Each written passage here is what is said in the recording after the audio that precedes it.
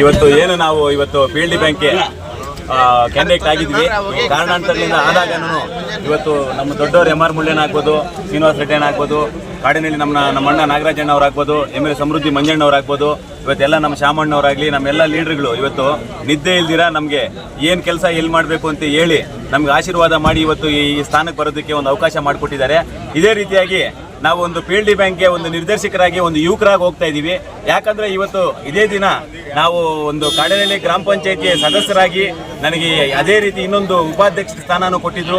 ಈಗ ನಾನು ಪ್ರೆಸೆಂಟ್ ಬೈರ್ಕೂರು ಗ್ರಾಮ ಪಂಚಾಯತಿ ಅಧ್ಯಕ್ಷನಾಗಿ ನಾನು ಕೆಲಸ ಮಾಡ್ತಾ ಇದ್ದೀನಿ. ನನಗೆ ಅನುಭವನೂ ಇದೆ.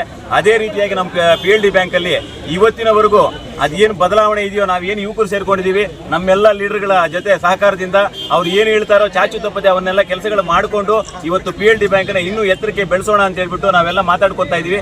ಅದೇ ರೀತಿ ಇವತ್ತಿನ ದಿನ ಏನು ನಮಗೆ ಈ ಕ್ಷೇತ್ರದಲ್ಲಿ ಬೈರ್ಕೂರು ಕ್ಷೇತ್ರ ಮತ್ತು ಹೆಬ್ಣಿ ಕ್ಷೇತ್ರದಲ್ಲಿ ಈ ಜಯವನ್ನು ತಂದುಕೊಟ್ಟ ಎಲ್ಲ ನನ್ನ ಎರಡು ಕ್ಷೇತ್ರಗಳ ಜನತೆಗೆ ಮೊದಲನೇದಾಗಿ ಕೈ ಮುಗಿದು ಕೇಳ್ಕೊತಾ ಇದ್ದೀನಿ.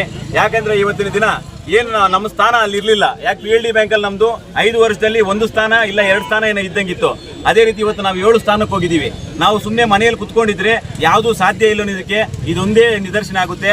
ಮುಂದೆ ಬರ್ತಾ ಇರುವಂಥ ZPTP ಎಲೆಕ್ಷನ್ಗೆ ಇದು ದಿಕ್ಸೂಚಿ ಥರ ಇದೆ ಇದು. ಅದೇ ರೀತಿಯಾಗಿ ನಾವು ನಿಮ್ಮೆಲ್ಲರ ಸಹಕಾರದಿಂದ, ನಮ್ಮ ಪತ್ರಕರ್ತ ಮಿತ್ರರಾಗ್ಬೋದು, ಎಲ್ಲರ ಸಹಕಾರದಿಂದ ನಾವು ನಮ್ಮ PLD ಬ್ಯಾಂಕನ್ನ ಸ್ವಲ್ಪ ಡೆವಲಪ್ಮೆಂಟ್ ಮಾಡೋಣ ಚೆನ್ನಾಗಿ ಅಂತ ಹೇಳ್ತಾ ಇವತ್ತಿನ ದಿನ ಎಲ್ಲರೂ ನನಗೆ ಪ್ರತ್ಯಕ್ಷವಾಗಿ ಪರೋಕ್ಷವಾಗಿ ಸಹಾಯ ಮಾಡಿದಂಥ ಎಲ್ಲರಿಗೂ ವಂದಿಸುತ್ತಾ ಈ 2 ಮಾತು ಮುಗಿಸ್ತಾ ಇದ್ದೀನಿ. ಜೈ ಹಿಂದ್, ಜೈ ಕರ್ನಾಟಕ ಮಾತೆ.